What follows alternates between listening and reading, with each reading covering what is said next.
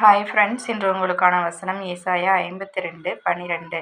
நீங்கள் தீவிரித்து புறப்படுவதில்லை, நீங்கள் ஓடிப்போகிறவர்கள் போல ஓடிப்போவதுமில்லை. கர்த்தர் உங்கள் முன்னே போவார், இஸ்ரவேலின் தேவன் உங்கள் பிறகே உங்களை காக்கிறவராய் இருப்பார்.